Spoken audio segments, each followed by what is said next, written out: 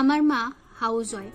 হ্যাঁ, আমি proud feel করি আমার মা হাউস ওয়াইফ, কারণ উনি না থাকলে আমরা ভালো থাকতাম না। হলে 24 ঘন্টা আমাদের জন্য অ্যাভেলেবেল থাকা, কোথায় কার কি দরকার সব কিছুর দিকে সব দিকে নজর দেওয়া, এটা কি চারটেখানি কথা?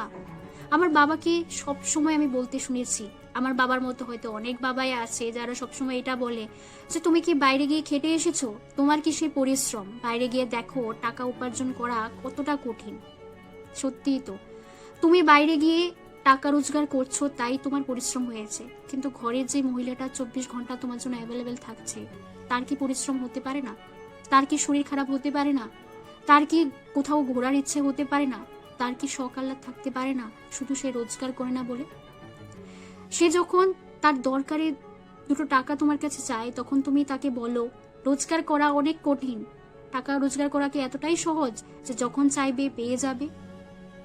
ঠিক তাই, এই মহিলাটাই যদি সবকিছু তোয়াক্কা না করে নিজের কথা ভাবতো, দুটা টাকা ইনকাম করতো বাইরে গিয়ে, হয়তো আমরা তাকে কতটা সম্মান করতাম। সত্যি, টাকা দিতে পারলেই সবাই ভালোবাসে, সম্মান করে, আর না হলে 2-4 দিন তারপর শেষ। কেউ করে না রেসপেক্ট।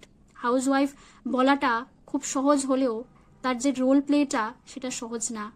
এই ভিডিওটা ভালো লাগলে তোমার মায়ের সাথে শেয়ার করো বা তোমার বাবার সাথে শেয়ার করো। আমি চাই প্রত্যেকটা বাবা এই জিনিসটা বুঝুক যে হাউস ওয়াইফ হওয়া এতটাও সহজ না।